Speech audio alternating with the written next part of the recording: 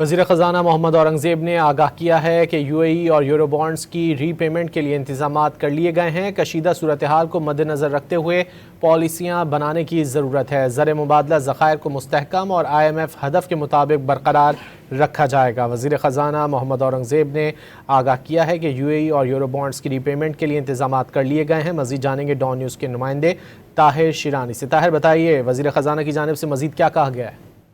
جی، یہ اہم بات چیت سامنے آئی ہے وزیر خزانہ محمد اورنگزیب کی۔ انہوں نے کہا ہے کہ جو کشیدہ صورتحال ہے اس کو مد نظر رکھتے ہوئے پالیسیاں بنانے کی ضرورت ہے۔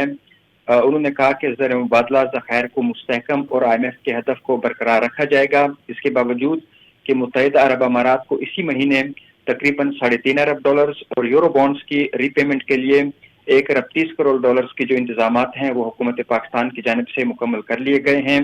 وزیر خزانہ نے کہا کہ پاکستان کی بروقت ادائیگیوں کے لیے جتنے وعدے ہیں وہ پورے کریں گے۔ کمرشل فائنینسنگ اور بانڈ جاری کرنے کی تیاریاں کی جا رہی ہیں۔ انہوں نے کہا کہ کمرشل فائنینسنگ کے لیے بینکوں کے کنسورشیم سے بات چیت چل رہی ہے۔ اپریل کے اختتام سے پانڈا بانڈز چینی مارکیٹ میں اجرا کے لیے دوبارہ تیاریاں شروع کی جا رہی ہیں۔ انہوں نے کہا کہ حکومت کا مجموعی طور پر $1 ارب پانڈا بانڈ جاری کرنے کا پلان ہے۔ وزیر خزانہ نے کہا کہ رواں مالی سال کے لیے طے شدہ فائنینسنگ جو اہداف ہیں وعدوں کے مطابق پورے ہوں گے۔ پاکستان پہلی مرتبہ پانڈا بانڈ کے اجرا کر رہا ہے جس کے باعث اس لیے وقت لگ رہا ہے۔ انہوں نے کہا کہ خطے میں جو کشیدہ صورتحال ہے اس کے باعث ملکی اکانومی پر اثرات کا جائزہ لیا جا رہا ہے۔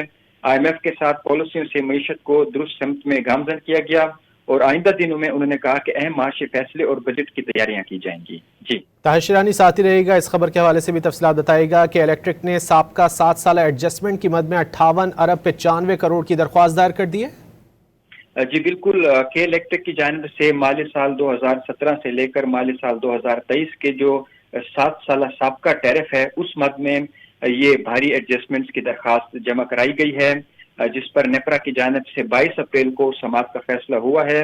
نیپرا کے الیکٹرک کی درخواست پر عوامی آراء اور اسٹیک ہولڈر سے بھی آراء طلب کی گئی ہے۔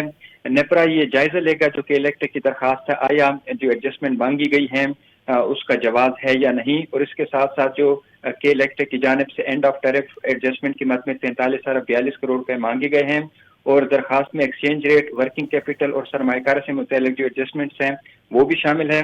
اس کے علاوہ ٹیکس اور دیگر پاس تھرو اخراجات کی مد میں اضافی 15 ارب 32 کروڑ روپے کی درخواست بھی جمع کرائی گئی ہے۔ نیپرا کی جانب سے یہ جو بھی ایڈجسٹمنٹ مانگی گئی ہے اس کا جواز کا جائزہ لیا جائے گا اور اس کی روشنی میں کے الیکٹرک کی درخواست پر فیصلہ کیا جائے گا۔ جی بہت شکریہ طاہر شیرانی ان تفصیلات کے لیے۔